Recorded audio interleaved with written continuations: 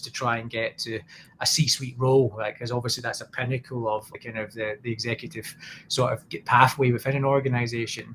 And I'd got there and I thought that would kind of been satisfied and kind of fulfilling what I wanted to do.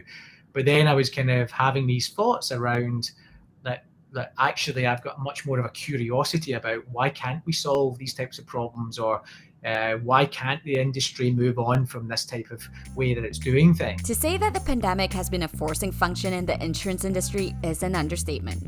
While insurtechs have long touted to disrupt the multi-trillion industry with digitization, personalization, and new models, harsh market conditions over the past year have now put a spotlight on what large incumbents must do to survive. This week, we dive deep with John Brisco, CEO and co-founder of Coherent, Hong Kong-grown insurtech startup on a mission to build next-in-class technology platforms and data intelligence engines to help insurers and their partners transform and grow. From sales enablement to product development, Coherent is helping insurers address legacy backend challenges. Geared with their last round of funding, Coherent is now expanding their business from Asia to the world. You don't want to miss it. Welcome to Billion Dollar Moves, the show for the top US and Asia founders, funders, and execs. From the growing pains of a unicorn journey to IPO, scaling a venture capital firm, and the shift of wealth, we cover it all.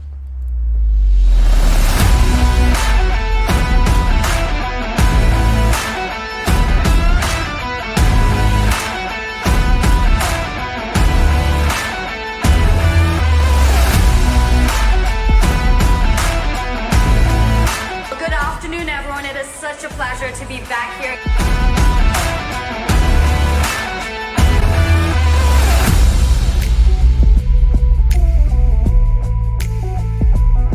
Let's start from the very beginning here in true Billion Dollar Moves fashion, John. I want to understand, question number one is, how did a Scotsman end up in Hong Kong? And if you can walk us through a little bit of your career journey there. I understand that you had quite a promising career in corporate, but then took the leap.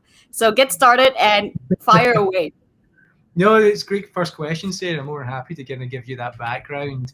I've been fortunate enough to work globally in the insurance industry. I started my career in Europe working with the AXA Group. Before that led me to move to Australia, and again had the opportunity to work with some fantastic companies in Australia, including AXA, Ernst & Young, and QBE. And that's where, when I was at QBE, became a C-suite exec.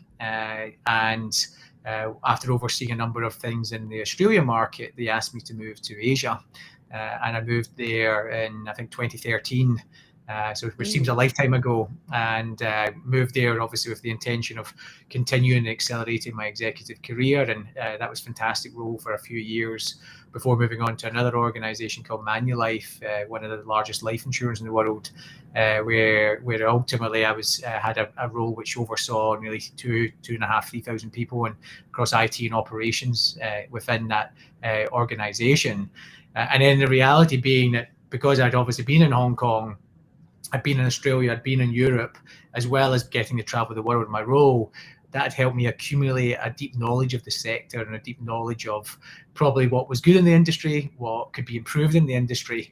And something was starting to build really upon me around that. I think that something was not quite there in terms of day-to-day, which I needed to try and exploit and figure out. And that ultimately led me to start making a decision around that. I think it was time to start my own business, and I'm sure we'll talk about that over the course of the show. Does someone grow up thinking, I want to work in insurance? And the reason I ask this is Daniel Schreiber, of course, a listed company, Lemonade, recently, he brought this to my attention that in the Urban Dictionary, this is the definition: a business that involves selling people promises that are never fulfilled in the end, with many uplikes on Urban Dictionary, and that tells you the pulse of the market. So how did you, as a young boy growing up, did you intend for insurance to be the end goal? I was growing up, insurance wasn't intended to be the whole goal. I think many boys where I come from, you were hoping firstly on a either a sporting career, whether it's playing Right. soccer or playing some form of sport like rugby, etc. You hope to be successful there, and then when you eventually kind of go to university, my actual degree was in finance and law, and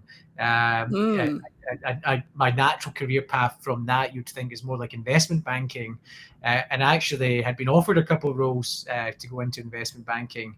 And then this company called AXA, who I honestly had never heard of, I got an invite to go to one of their kind of openings for obviously graduate kind of assessments and things along those lines. And then when I just heard the scale and size of these organizations and the global opportunity, that's what appealed to me. It wasn't so much about insurance; it was about the sheer scale and size of the business. And then obviously that was what led to the decision, which shocked my parents, shocked my my friends, because obviously I'd kind of been deep in finance for studying in order to kind of naturally go to that kind of career. But I think it's proven to be probably one of the shrewdest and best moves I made, because I think the insurance industry is fascinating with a number of so many different challenges and opportunities, and that's really what's kind of I think cultivated my ability to create the business I've created, but also gain a large global network of contacts, network, and life lessons, which is I think what the industry does. And I know your point on Daniel, what he made there around unfulfilled promises. I've got to kind of stick up for the industry sometimes, because there's a lot of people who do have promises fulfilled when insurers do pay out on claims and do pay out when something goes wrong in your life. So I think that's a bit of a harsh statement from Daniel. I think unfulfilled promise in terms of the service delivery might be a better kind of statement for him to make. But I think it's harsh saying the industry doesn't deliver on its core promise, because generally speaking, it does. Well, it was a quote from the Urban Dictionary in his spiel about why the industry is ripe for disruption, because as you've discovered, there's so much that needs to be done, and really want to speak a little bit more about that. I had Rosalind Koo on recently from CXA Group, and she similarly did a path where she started in corporate, like yourself, discovered that there were massive issues, and for her, it was the fact that she actually requested, I think it was $10 million or something like that to be able to solve this problem. And her bosses said, no, we're not going to do it right now. And she decided, I'm so passionate about the problem, I need to solve it. And I needed to figure this out. And so she went outside. Was that a similar situation for you? And what was the specific issue that you were targeting? Yeah, I think that the fortunate experience I've had, I've got to basically work in many of the major geographies in which kind of make up insurance.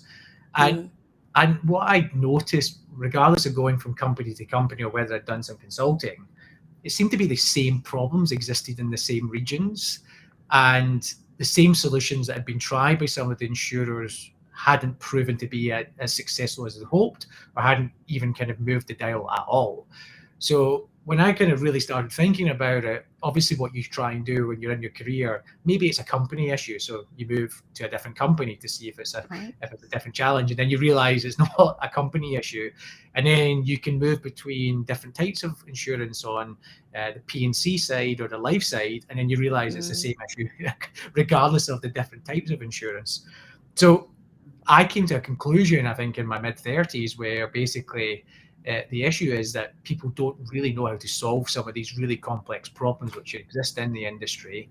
And if somebody can solve that using technology, using knowledge they've cultivated through the industry, and come up with solutions which can help these insurers become more modern, become more digital, solve some of the complex black box which they operate in, I think it could offer tremendous business potential. So it was that kind of knowledge of there's a huge problem or problems, and that nobody seemed to be solving them on a consistent basis. And that's where I saw the opportunity. And then it was a case of, right, if I'm going to do that, then who are the team and who are the people I need around me to kind of bring that problem to something which can be solved for the insurers.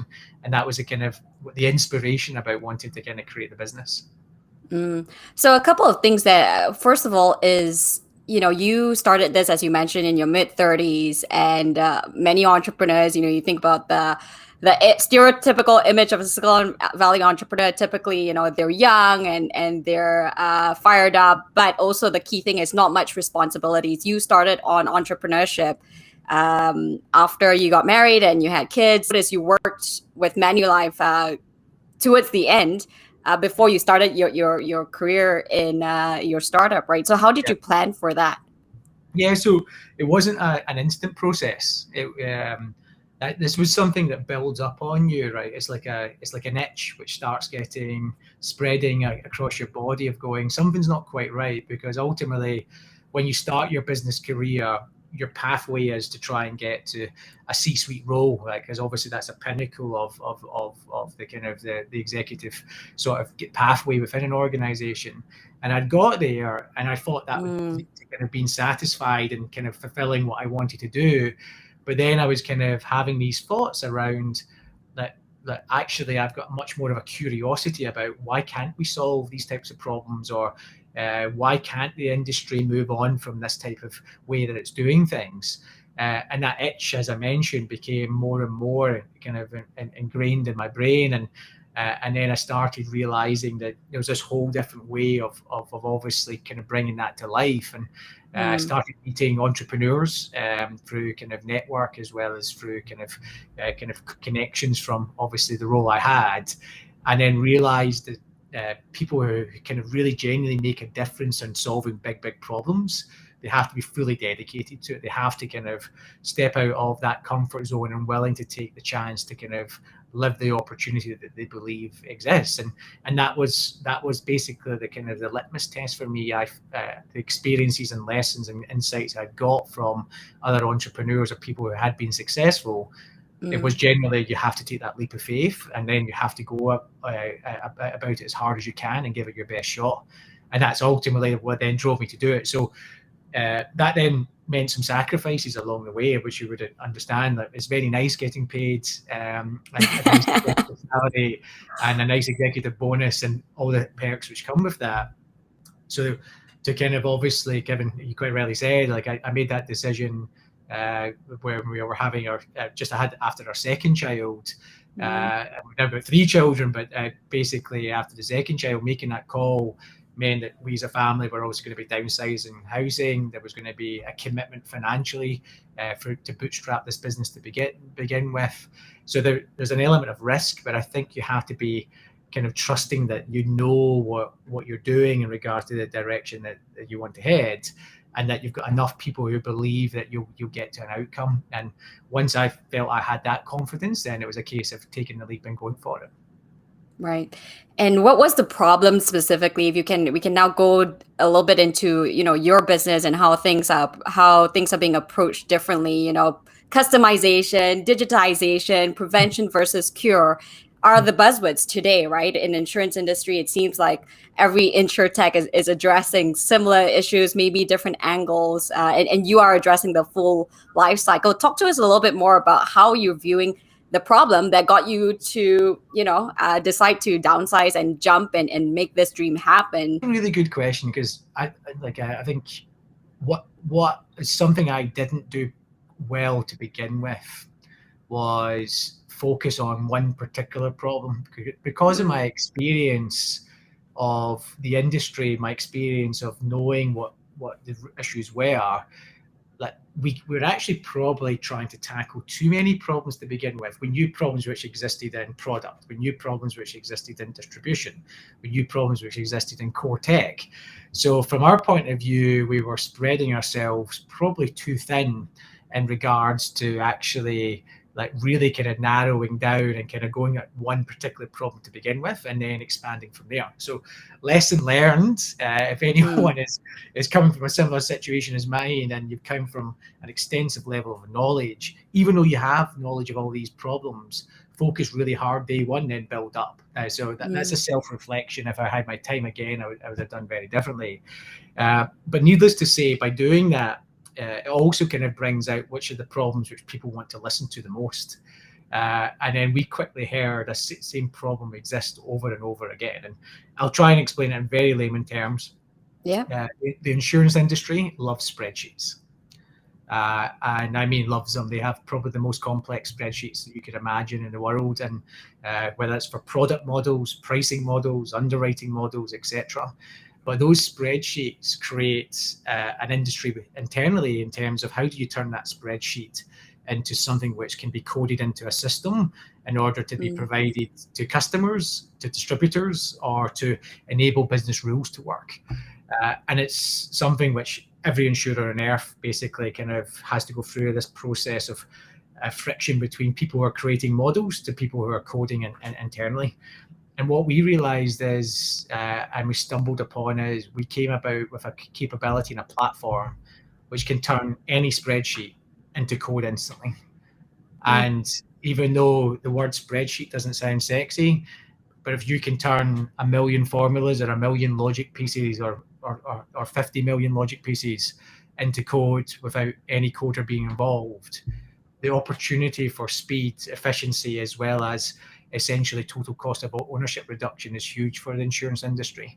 And when we started seeing the reaction to the ability to do that, when you get that aha moment of people going, I can't believe you've just done that, because that usually takes us months and you've just done it in the space of a couple of minutes, you realize that we're onto something.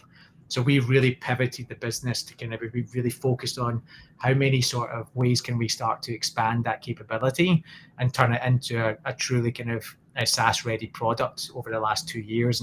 And now I'm glad to say it is. And we've kind of essentially created our kind of core business go-to-market around that. That's interesting, right? Because I mean, especially where you're coming into, it really is a David and Goliath situation where they're almost, by bringing you in, admitting that they can't do it themselves. And we're, I came from an Asian conglomerate as well, where there were a lot of efforts to, we work with consultants and all that, but we also wanted to build internally. How do you see that? We face that same sort of discussion and reality on a regular basis.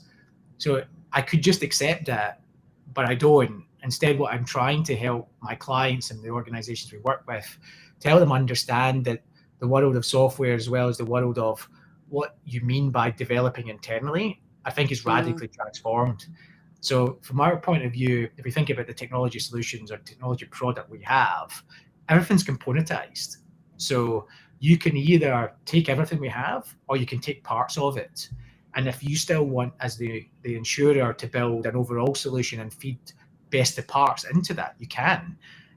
So we're trying to, when we see resistance from some traditional IT functions who are kind of going, we need to do this ourselves, this is an important IP or important sort of build we have to do internally, that's fine.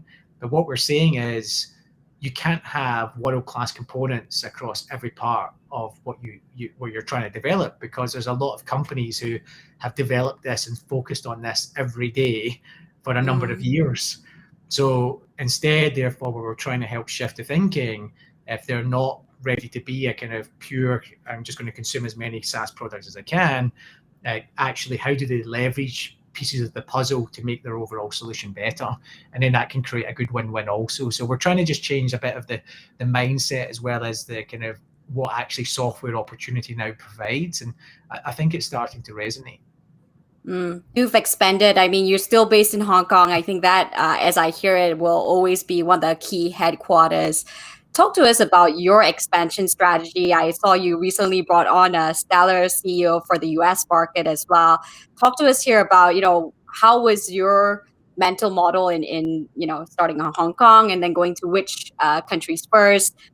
Again, to your point of product leading the solution, which part of the product that you want to focus on? How did you think about all of that? The business was born in Asia. And because of obviously the initial team having quite extensive experience in Asia, we developed success in regards to winning deals with clients, kind of growing products, the revenue, and then being able to move from Hong Kong to a number of different locations within the Asia region. Our network enabled us to open up different opportunities with insurers, as well as in different countries. But interestingly, like a number of our team had also came from a North America insurance industry background. And in particular, the solution Coherent Spark, which is our flagship platform, had basically, we always felt as a team could be really, really sort of powerful and successful in the US. So one of the kind of key components when we received the Series A last year, we wanted to test, could basically the platform land and expand in the US market. And we've been obviously extremely excited, as well as extremely pleased about the growth which has started to happen in the US of the product. And I think it goes back to really the dimensions of, we've created something really strong in Asia, but then we've taken it to a next level to be ready for the US market. And then we've got our commercial and go-to-market tactics spot on. And that's led to what we think is an absolute massive opportunity in the US. So Asia and North America are key bets at the moment. But we do have deals in between those areas. We've got deals in Latin America. We've got things emerging in Africa and Europe. But the core of our teams is based in Asia and the US. So that brings me to another interesting point. You've been successful in hiring some of the best talent, right? And I think for many CEOs, their job is to inspire, to bring people sometimes that are smarter and better than them.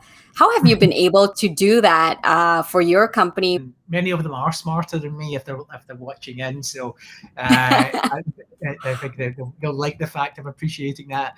I think the reality of why are people coming to the business? Obviously, there's an element where they've got to believe in what we're trying to do. And I think we've always been crystal clear that our position is that we believe we can make insurers radically more future ready with the right technology. And actually, when you kind of think about it, a lot of people who work in insurers are very passionate about working in the insurance industry. And then they just generally sometimes get frustrated because opportunities to improve don't happen. Things which should be transformed don't get transformed. So there's a yearning kind of desire for people who are in the industry to be part of something which can improve the industry. And I've always looked to tap people who've got that yearning sort of desire, because they've got the industry domain expertise. They've been through the highs and lows of things that have worked in the insurance industry or not worked in the insurance industry. And then many of them, if they've been semi-successful or successful in their career, are therefore one to utilize that knowledge, that experience, to put it into kind of harness of something which can actually improve things quite radically. So as long as the team member has that yearning to want to put that experience to kind of good use, then I think they've realized that working at Coherent could be something which is incredibly powerful. And then with that, people then kind of feel quite a natural ease in order to kind of work at the business. And then importantly as well is you've got to kind of give people what they deserve, right? You can't ask kind of people to work for peanuts or not have any equity, etc. If you're wanting to build a business which you obviously want to rapidly scale and rapidly drive in valuation and obviously to obviously great things in the future. So the rewards are obviously there for the team to kind of achieve success and be incentivized to achieve success. Because if it's just the founder who's holding everything, the one who's been paid everything, and then the one who's also obviously holding all the equity and just giving a small amount out, then I don't think that's going to be a good outcome for the business. So people have got that hunger to not only kind of resolve some of maybe the pains of the past that they've worked in, but actually about the opportunity ahead. And I think that's great for investors in the company as well, that people have got that opportunity. And early on in this season, we had an entrepreneur, Vangel. It's a mobile ads company, sold to Blackstone for about 780 million. And one of the things that he said was one of the mistakes he made was bringing on people that were very senior from top brand names. And then they couldn't adapt to the startup culture and therefore failed, although they were great in their work. That just conflict of styles did not work out at all. What is your experience here, especially as you're bringing on very senior hires who are used to, as you said earlier on, the bonuses, the comfortable life, and doing things a certain way? How do you manage that? Part of the screening process and the discussion process, like as you can imagine, nobody's joined this business without going through a significant amount of reality check kind of interviews, as well as discussions with either myself or some of the management team to make people realize what reality is in our organization and the business we're trying to create, right? The safety net which exists in big corporates isn't there, and it's not right for us to bring people in if we've not really laid out actually how the business works, the pace of the business, the decision kind of pivots that have to be made in a rapid kind of style, as well as obviously the frank and direct discussions that need to be had if something's not working.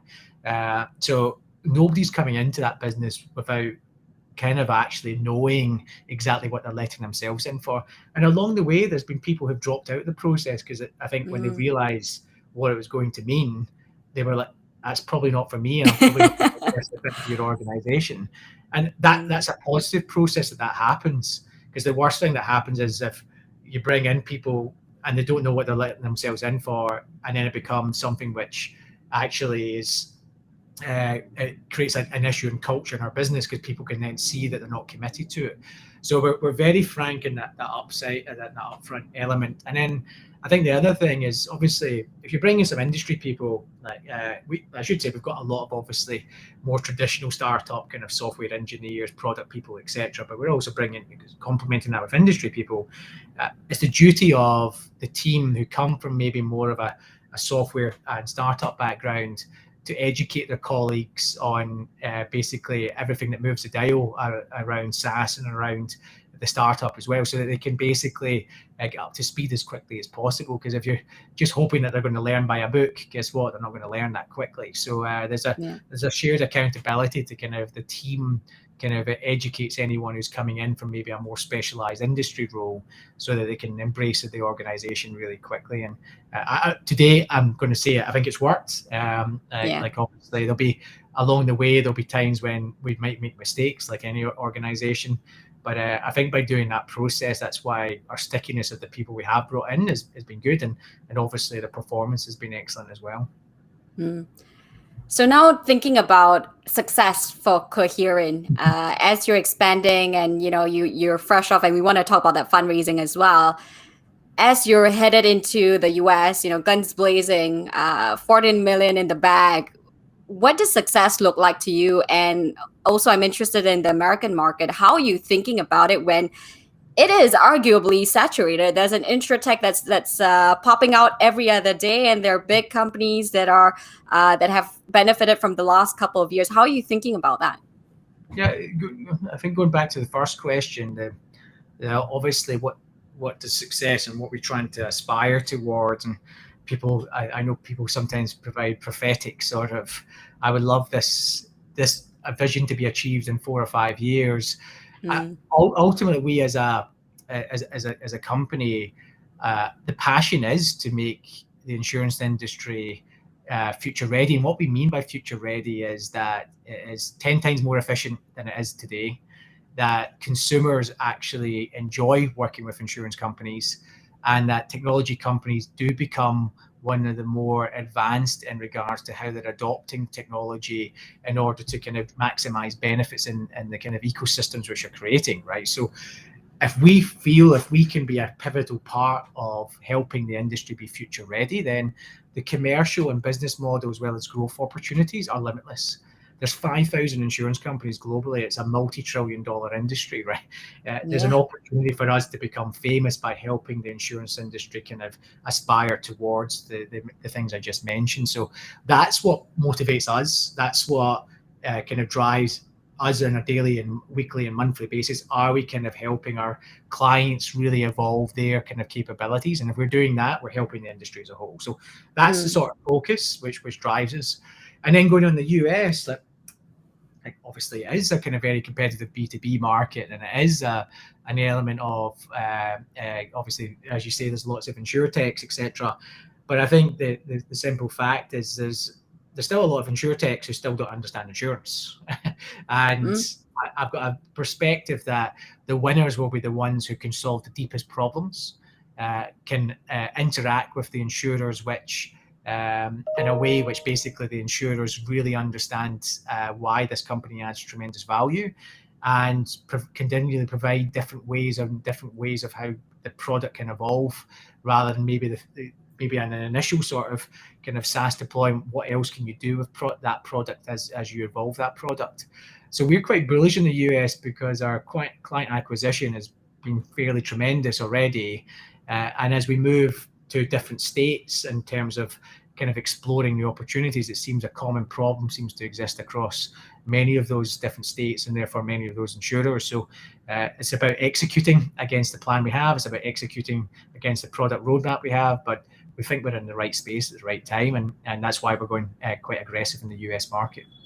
Right. And John, to the extent that you can tell us, what does this look like tangibly? Are you focused on a certain product and then same thing of landing and expanding? Is this different from the way you've done it in Asia? Yeah, it's very different. So our real big focus in the US is our Coherent Spark platform. We've saw that demand of insurers looking for that magic of how do you take all the spreadsheets they have and turn it into code.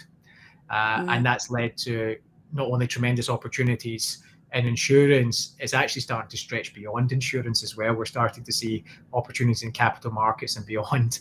So we think we're onto something which is much broader than the insurance industry. The insurance industry is obviously our home and what we know well, but this problem of actually how do you turn complex logic into code instantly, not just a web application, no code, the actual kind of nuts and bolts of how products work, calculations work, commissions work, etc. We think is a potential sort of game changer for the industry, and we're only going to market for that in the US. In Asia, we've got a variety of other products. The Asia market is slightly more different. It's much more distribution centric. Therefore, some of the distribution platforms we have are heavily sought after, and we're doing very well with them along with Spark. But we think in Spark, there's a tremendous opportunity to kind of be the leader in that space. And therefore, that's what we're really pursuing in our US strategy. And what do you think your challenges will be in this instance? Not growing fast enough. I think it's like any entrepreneur, what scares you the most is not growing the potential of the business that you believe is there and the opportunity you're there. So it comes down to the product's there, it's working, it's live, client feedback's amazing. So now it's around, are you getting your go-to-market, your sales and your sort of marketing execution done as well as you can? So we've got to be fairly brutal with ourselves to kind of go, is that working month by week or week by week, month by month as well as we need it to? Yeah. Because we felt we've got a killer product. So if you've got a killer product, then ultimately you should start to see the growth associated with that. So that's now the challenge for us. It's the execution part, because the product's there and it's loved, and therefore we've got to take advantage of that. Yeah, and so to help you with that, of course, you completed your fundraising in November. I want to ask you a little bit on your strategy here. I heard you were hot, the hot girl in the club that had many suitors. How did you, and this is for founders that are tuning in, right? How do you choose the right investor? What sort of terms? How did you think about that and approach that? So it's really good question.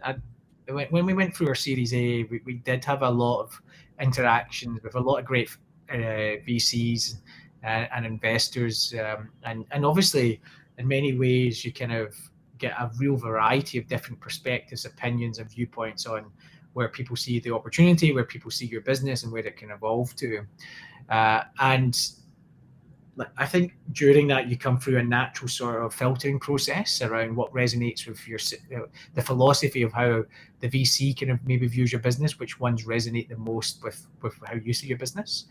And then it comes down to who do you actually see yourself enjoying kind of interacting with and being challenged with?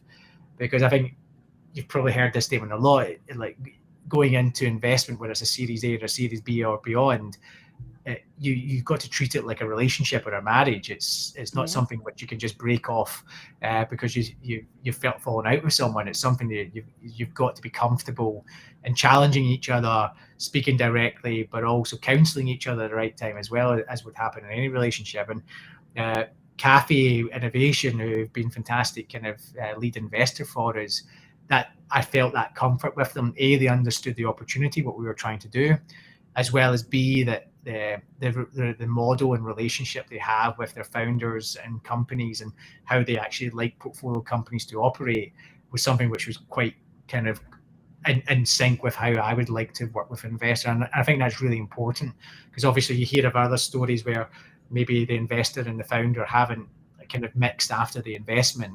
But I think if you've kind of gone through that diligence in advance, then that will stand you in good stead. So you don't agree with the saying, I have many friends that are fantastic entrepreneurs that are already, listed companies, so on and so forth. And one of the things that always sticks with me is when I ask them what's for a VC, for an investor, it's always, what is the value that I can give you, right? How can I add value to you? But his answer, some of them would say, Sarah, the best thing that an investor can do is leave us alone. Do you agree with that?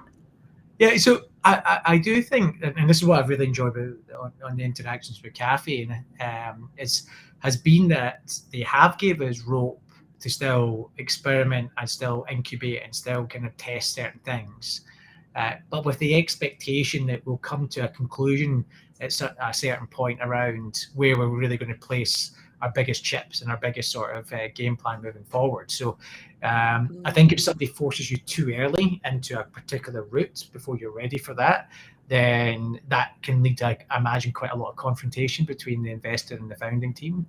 And then also, there's a lot of time that you might not be doing something in your kind of go-to-market model, which ultimately you should be trialing. And if you're kind of essentially getting led down a one certain path by a VC as to how you should do things, you might have missed that opportunity to unlock something that you never saw coming, right? So I think you've got to be, particularly if that kind of Series A stage, be almost as a founder demanding to your kind of investor that they have to give you some flexibility still to kind of trial and experiment and prove some things out before kind of putting the full chips into the table. I think when it comes to Series B and Series C, it's natural that obviously that there has to be that sort of greater sort of clarification about this is how we're going to go, this is how X, Y, Z investors you are going to need to help us. But I still think in that seed Series A stage, there has to be that license to kind of still kind of find the business model which you think is going to scale the fastest. Love that. Well, that gives me a good segue into the final segment. So you're almost off the hook here, John. $1 billion questions, 8 quick questions, and your quick responses to it. Highest high? The birth of my children. Lowest low? Number of clients failed to pay because of they couldn't get into the office because during COVID. So that interesting. That led to challenges of how we manage cash flow. We got through it, but it was extremely stressful. Common misconceptions about John Brisco? That I like big parties. I wonder where that comes from. So I'm quite an outgoing individual, but for some reason, stick me in the middle of a random kind of party, and I'll probably go into a little bit of my shell. So really, it'll take me a bit of time to kind of interact. I'll probably be the person in the corner to begin with, and then slowly over time get into more of the room. While in a business sense, I'm much more kind of confident walking into a room of people I don't know. So it's kind of a weird anomaly. You consider yourself an introvert or an extrovert? So I was actually thinking about this. I think I'm an extrovert when it comes to business, and I think I'm an introvert when it comes to certain social occasions. Okay, this is fragmentation. Maybe you've been in Asia too long, because we think work and play is different. So interesting that. I think it's interesting. I think it's also probably to do with my stoic Scottish background. So I love it. You got to keep that mean demeanor sometimes, not let anyone know. Worst advice that you've been given or that you've heard being given? Yeah, don't try to push change until you're in your 40s. That was often common sort of perspectives and feedback that when I was in my younger days, climbing up the corporate ladder, people said, "Oh, you can't push stuff until you're in your 40s. That's only the time when people will listen to you." I obviously disregarded that advice quite significantly. Hardest lesson that you've had to learn as a leader? No one way to basically interact with people. So I think if I kind of reflect what I used to be like in a leader 10 years ago, I probably had one style. But as life lessons, as well as obviously as your roles increase and your experiences increase, how you coach, how you kind of motivate, how you have to give some hard sort of feedback, has to be different depending on the individual, because nobody takes feedback the same way, or nobody takes tone of conversation the same way. So there's been some mistakes along the way of how I've maybe handled the situation. And then when you reflect on it and go, oh, wow, actually, I should have handled it this way. Favorite tool or hack for productivity? I have to say Excel. The spreadsheet, man, it all makes sense now. Okay. Biggest fear? No, honestly, like not achieving the potential of what I think this business can do. I think that if any entrepreneur, I think, thinks about that, of not achieving what the dream they have, or the opportunity and vision they see. With your beautiful children, the 3 key values that you'd like them to prioritize as they move into adulthood. Wow, I wish first of all they would just listen to the dad, and that would be a good value. I think I wonder where they get that stubbornness from. Yeah. Well, my wife tells me that as well. Okay, 3 values. Firstly, I'm curiosity. I think is a value which is often underappreciated. That ability to question things and why things are done in a certain way, I think has defined my kind of journey in life and has opened up tremendous opportunities. So I love my kids to be curious, right?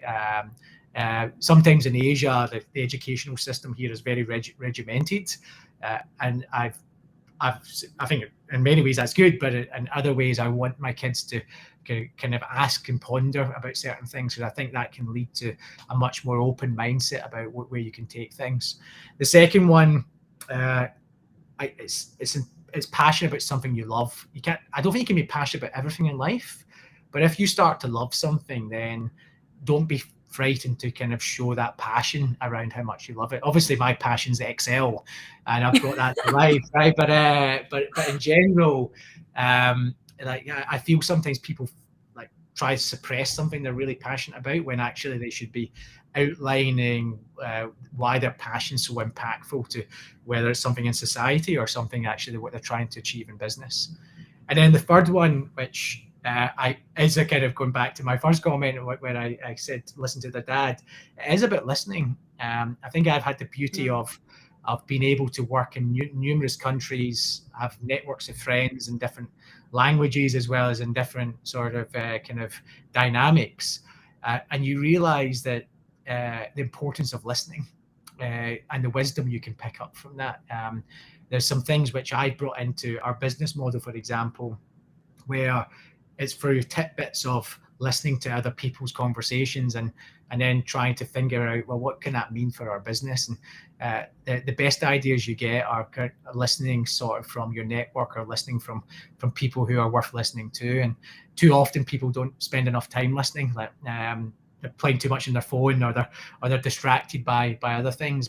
But I think if you listen really intently, then not only can you learn, it can lead to new innovations. So I'd like them to listen and selfishly, so they can kind of actually take some wisdom from their father as they get older.